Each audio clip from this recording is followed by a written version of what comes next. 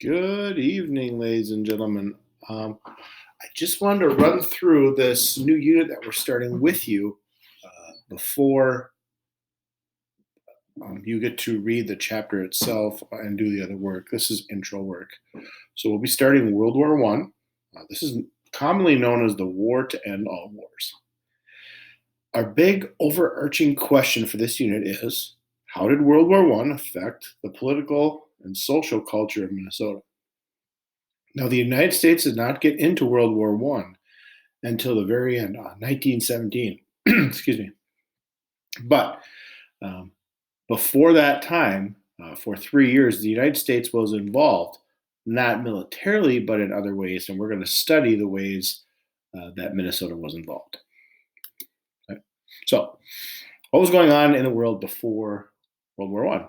So, in the United States and Europe too, there was a huge push of industrialization.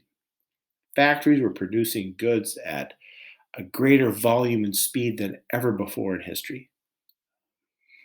Shoes, clothing, metal goods were made time and time again by machines, by stamps, by dies, the exact same product time and time and time again. Now, this industrialization made it possible for large quantities of goods, like guns and ammunition, tanks, and other military supplies, to be produced in a short amount of time. Well, that's very important because the United States will become really the shopping cart for Europe uh, between 1914 and 1917. Europe is going to get a lot of their stuff from the United States. Also, at this time, right before World War One, there was a huge period of time, 10 years or so, where there was a lot of immigration going on. People moving from place to place, country to country. And a lot of those people were coming to the United States for a chance at land, for a chance at a new life. And these immigrants were coming from countries like Germany, Sweden, Norway, and Denmark. Many of our relatives came to the United States during this time period. They wanted that opportunity for freedom, for land, and most importantly, to control their own destiny. Okay, so just a quick vocabulary check. Ask yourself, do I know what industrialization means? Look at the word itself. What's the root word? And you should see that the root word is an industry. So, what does industry mean to you? Okay. The second word is immigration, very important word. We've talked about this time and time again. But what does immigration mean to you? Now, moving forward, let's now talk about what caused World War One. There was four main factors that led to the start of World War One, and like to use the acronym MAIN to um, help me remember these causes. Now, the first letter is M, and that stands for militarism. From about 1902 right up to 1914, Germany, France, and to some extent Great Britain were spending huge amounts of money building up their militaries and investing in new types of military technology: planes, tanks, poison gases, we'll see later on, machine guns. That was a huge cause. It was like this buildup. Everyone was trying to get more than the other, and everyone was itching to use their new military tools. The second cause, the A, is alliances. There were these groups of countries that had formed teams.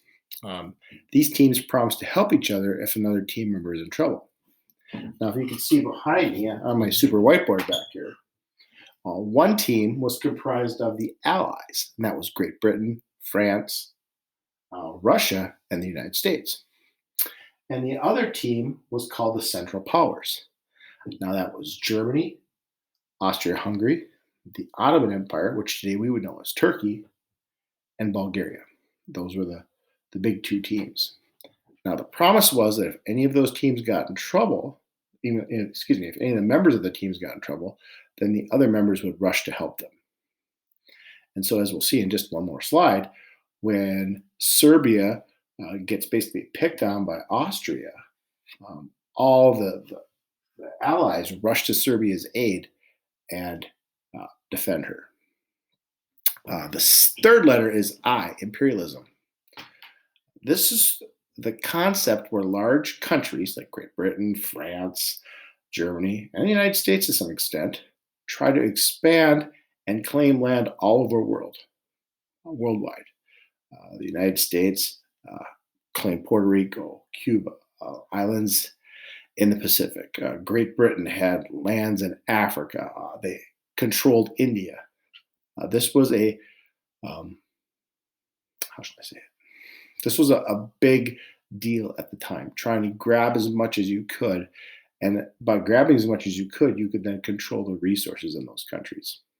Right now, the last one, um, funny enough, is a word that we hear more and more recently, and that's nationalism. That's the last N. That's this feeling of intense pride in your country, like patriotism, flag waving, being very proud of your country. And countries all over the world, Germany, France, Great Britain, Austria, Hungary, Russia, each of these countries had members within their country, the citizens, that were extremely proud of their country and felt that their country could do no wrong and that their country was destined to be the greatest country. So when you take all four of these together and mix them up, you have this perfect recipe for a disastrous war. And all you need was a spark. And the spark that ignited the gunpowder happened on June 28th, 1914. The Archduke Franz Ferdinand, right here, pictured here, of Austria, he and his wife were visiting Sarajevo, which is a country in Serbia. Excuse me, Bosnia. Now, the person who assassinated him, his name was Gavrilo Princip, and he was a member of the terrorist organization, the Black Hand. So he killed the Archduke, and I believe the wife died too. He was caught, put on trial. He did not apologize. He felt that he was doing the right thing. He, of course, was punished later on, but Austria wanted revenge because the Archduke was in line to be the Emperor of Austria. He was a very important person in Austria, and Austria wanted revenge.